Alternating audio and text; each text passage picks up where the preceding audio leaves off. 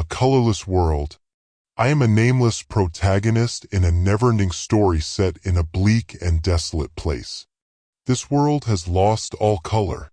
Even the vibrancy of my memories has completely faded. Whatever spectrum once existed, or whatever spectrum I thought existed, has long since been corrupted and decomposed. I see only in black and white and gray. And red. So much red. Red fire. Red blood. Red thoughts. The world around me has become infected. It is sick. It is dying. I can see the black necrosis creeping over everything. Creeping over me. I can smell it and taste it. It is the only thing I can smell or taste. Nature has been replaced by machinery and death. Grotesque trees with branches and petals of paper and metal. Endless bird songs of buzzing drones. Gentle breezes replaced by the constant white noise of humming radio static with no one and nothing on the other side. There is no blue sky. Only gray smoke. There are no pastures and rolling hills of green grass. Only black rot and char. No plants or flowers. Only gardens of red flesh and white bones.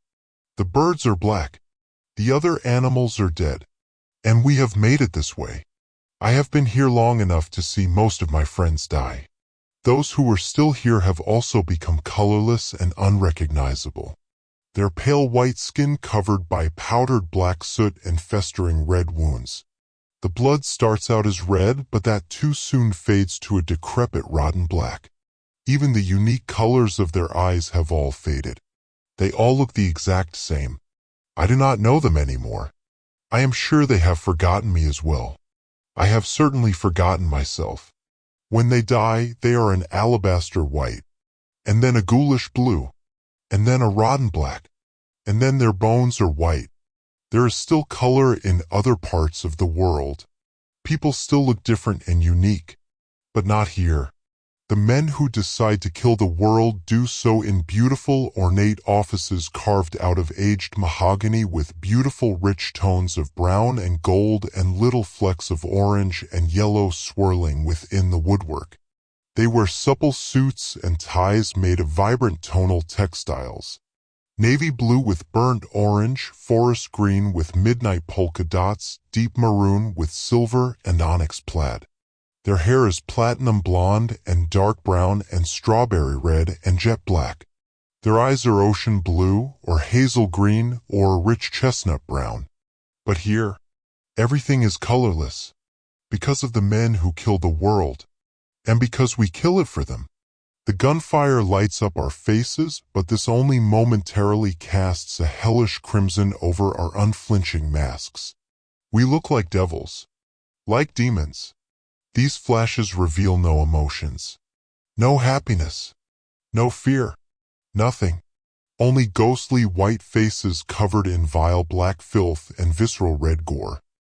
When the artillery lands, the bright red flames reflect off the thick gray smoke and shine back down onto the charred black earth.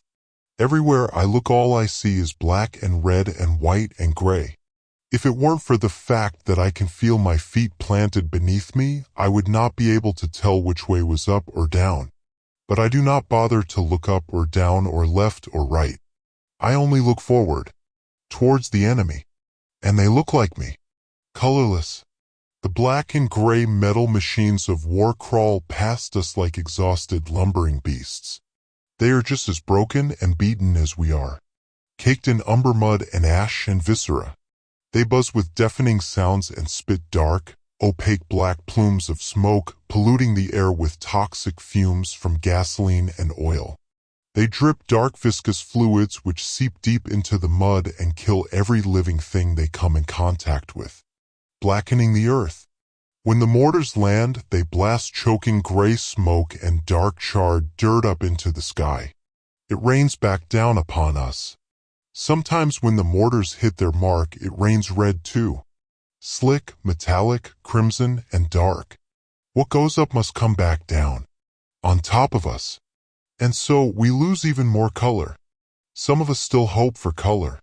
Maybe color will come in death. Maybe color will come when the fighting is done. But maybe the fighting will never end.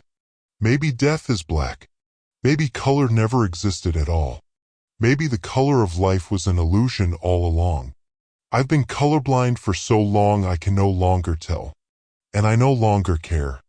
And it no longer matters. And maybe it never did. When I die, and I will die, I think I will embrace the black. Not because I am unafraid to die, but because I am afraid to continue living in this colorless world that I have helped to make. I am afraid to admit that this blackness I have come to hate is my fault. I am to blame. I am black. I am death. I am dead. There is no point of this colorless story in this colorless world. There is nothing to glean from the things I have shared. These little colorless pockets have existed in the world since man first stood upright and threw the first stone.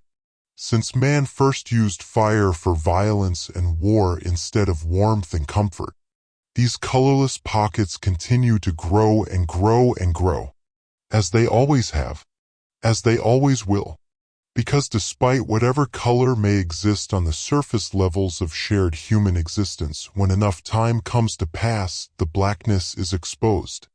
We were born this was. And we were raised this way. And we live this way. And one day the entire world will become colorless. And it will be our fault. It always has been. It always will be.